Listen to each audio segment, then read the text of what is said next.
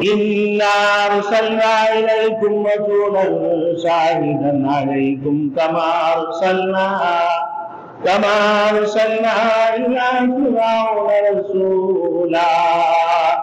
ہم نے تمہارے تک رسول بھیجا جو تم پر گواہ ہے، جیسا کہ ہم نے فرعون کی طرف رسول بھیجا موسیٰ علیہ السلام کو. پھر آپ کو بھی اللہ نے حکومت عطا فرمائی. اللہ نے آپ کی طرف آخری اور سب سے عظیم کتاب نازل فرمائی.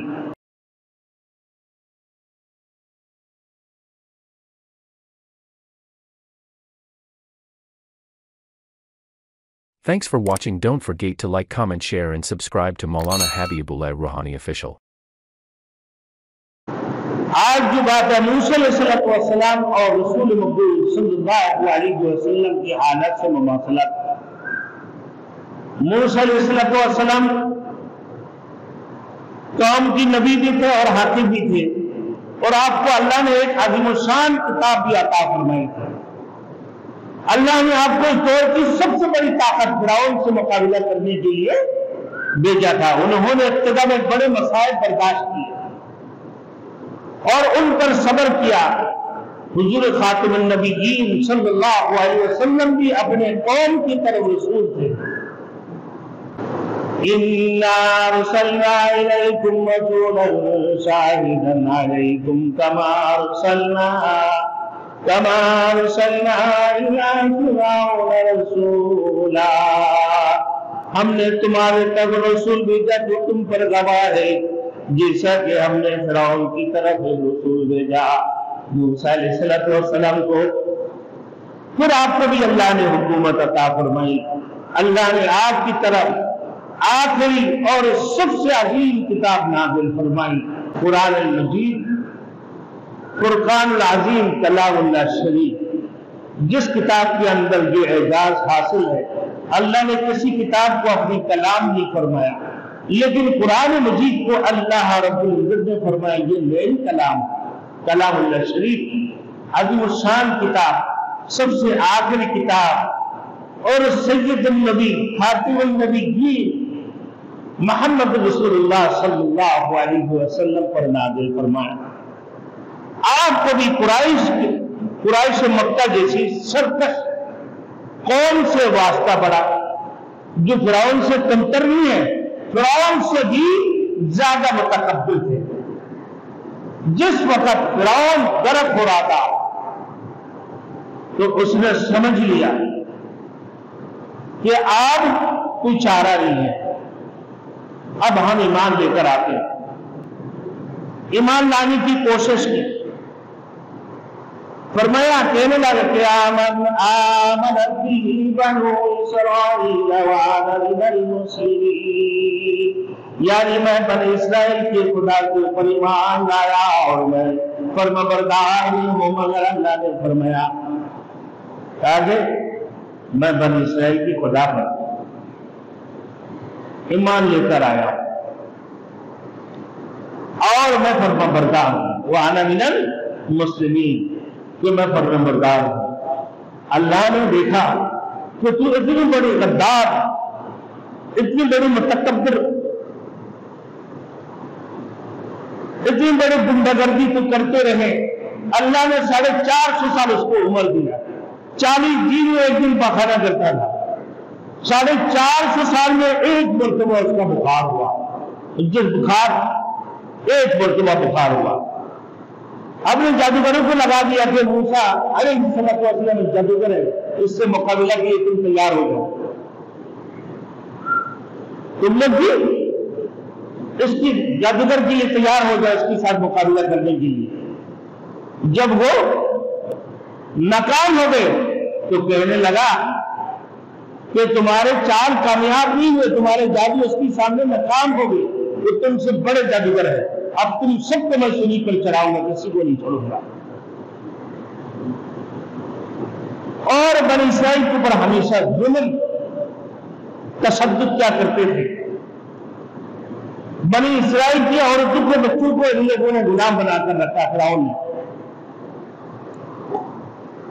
میرے دوستوں، آخری وقتوں میں جب دریا نیل میں اللہ نے اس کو غرق کر رہے تھے مقابلہ کے بعد 12 رستہ بنا دیا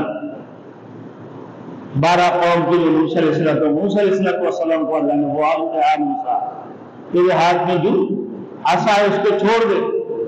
جب وہ چھوڑا میرے دوستوں بڑا اژدہا بن گیا اور جب پانی کے اوپر ہمارا 12 راستہ بن گیا اور ہر قوم اپنے ایک دوسرے کو دیکھ رہے شیشے کی طرح گزر رہا تھا. یہ پار ہو گئے. جب فرعون دریا نیل سے آگے جانے لگے تو اس کی گھوڑے کیونکہ جانور تقریباً اپنے اس کی آنکھوں میں پردے نہیں ہوتے, گھوڑے دکھتے ہیں عذاب, اس کی گھوڑے آگے بڑھنے نہیں چاہ رہا تھا. اللہ رب العزت نے جنت سے گھوڑے کو لا کے پیش کر دیا کہ اس کی آگے چل کھڑے ہو, اور فرعون کی گھوڑے اس سے آگے چھلانگ لگا دی جس سے گھوڑی کو دیتے اور اس سے ہی طرف ہو گئے. تو میرے دوستوں اسی وقت وہ کہنے لگا آمنت بنو اسرائیل وانا من المسلمین, یعنی میں بنی اسرائیل کی خدا پر ایمان لایا ہوں اور میں فرمانبردار بھی ہوں, مگر اللہ نے فرمایا آنا وقد عصیت قبل وكنت من المفسدین. آپ ایمان لاتے ہو, تجھے ابھی رب یاد آیا, اللہ تجھے ابھی یاد آیا, موسیٰ کے رب بنی اسرائیل کا خدا ابھی یاد آیا تجھے, اب ایمان لاتے ہو. ساری عمر تو نافرمانی اور گنڈا گردی میں تو نے گزار دیا, ساری عمر تو نے نافرمانی اور گنڈا گردی کرتے رہے. اب جب کہ موت کی فرشتہ تجھے نظر آنے لگا اور پھر میرے دوستوں غائب کا پردہ اٹھ گیا, پھر آپ تو ایمان لانے کا کہتا ہے کہ آمنت بھی بنی اسرائیل, میں بنی اسرائیل کی خدا کے پر ایمان لے کر آیا, ایمان لے آیا. پھر کہتا ہے وانا من المسلمین, اور میں فرمانبردار میں سے ہوں. اللہ نے فرمایا ابھی یاد آیا تجھے, 450 سال اللہ نے تجھے زندگی دی, 40 دن میں ایک دفعہ تو بخانہ کرتا تھا, 450 سال میں ایک مرتبہ اس کا بخار ہوا, اور تو کہتا تھا قال انا ربکم الاعلی, تمہارے رب سے سب سے بڑا رب ہے, میری اطاعت کرو, میری عبادت کرو, اور ہمیشہ تکبریت کے اوپر.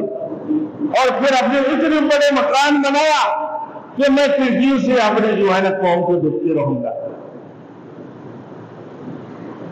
اللہ نے اس کو بھی تباہ برباد کر دیا. اشارہ چاہیے ہوتی ہے رب کو. اب میرے دوستوں اسی طریقے سے قریش مکہ کا غرور تکبر بھی, تکبر اس سے کم نہیں تھے. جنگ بدر میں ابو جہل کو 2 نوجوانوں نے قتل کر دیا,